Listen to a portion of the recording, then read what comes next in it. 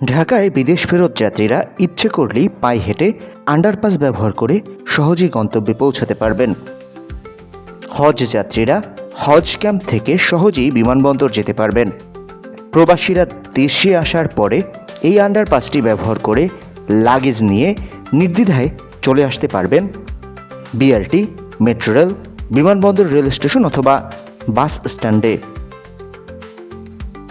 এমনই পরিকল্পনা নিয়ে দেশের বৃহত্তম আন্ডারপাসটি হজরত শাহজালাল আন্তর্জাতিক বিমানবন্দরের সামনে নির্মাণাধীন রয়েছে,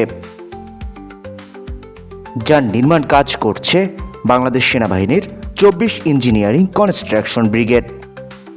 এর মাধ্যমে তৈরি হচ্ছে 1.7 কিলোমিটার দৈর্ঘ্যের একটি অত্যাধুনিক আন্ডারপাস, যা বিমানবন্দর এলাকার যাতায়াত ব্যবস্থাকে সম্পূর্ণ বদলে দেবে।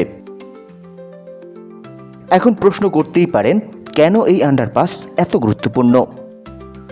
প্রথমত, এটি যাত্রীদের নিরাপদ ও সহজ চলাচলের সুযোগ করে দেবে।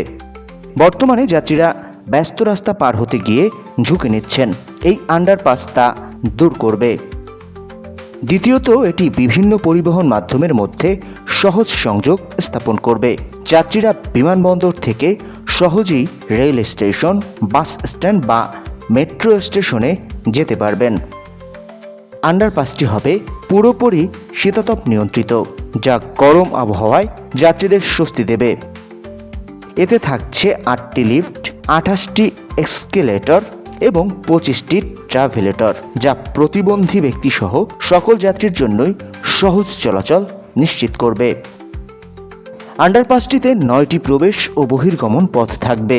এগুলো হচ্ছে হজ ক্যাম্প, আশকোনা, বিমানবন্দর, রেলওয়ে স্টেশন, হজরত শাহজালাল আন্তর্জাতিক বিমানবন্দরের টার্মিনাল 1, 2 ও 3, বিমানবন্দর উত্তর গেট, দক্ষিণ গেট ও এমআরটি স্টেশন।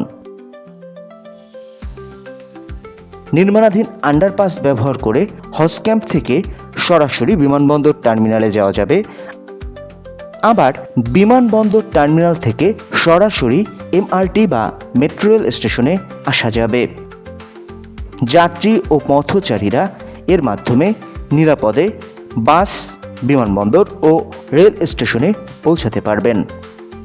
গাজীপুর হয়ে ঢাকা ময়মনসিংহ মহাসড়কের সঙ্গে যুক্ত বিমানবন্দর সড়কে প্রতিনিয়তই তীব্র যানজট দেখা যায়।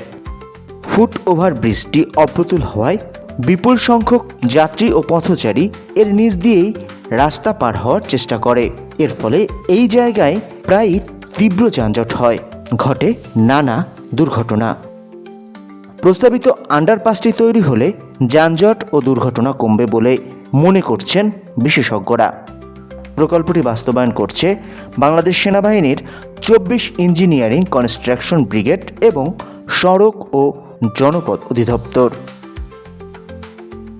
বর্তমানে বিমানবন্দর এলাকায় চলছে এই আন্ডারপাস নির্মাণের কর্মযজ্ঞ।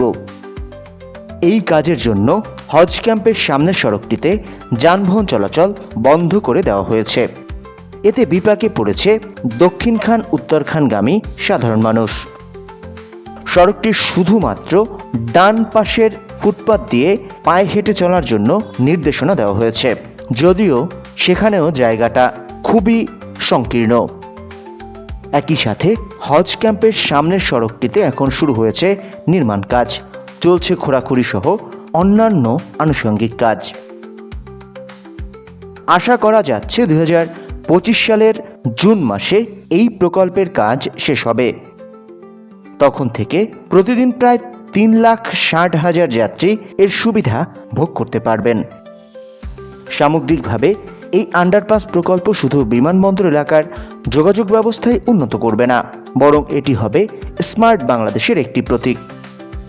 এটি দেশের পরিবহন ব্যবস্থার উন্নয়নের একটি মাইলফলক হিসাবে চিহ্নিত হবে, যা দেশের অর্থনৈতিক প্রবৃদ্ধি ও পর্যটন শিল্পের বিকাশে গুরুত্বপূর্ণ ভূমিকা রাখবে বলে মনে করে বিশেষজ্ঞরা।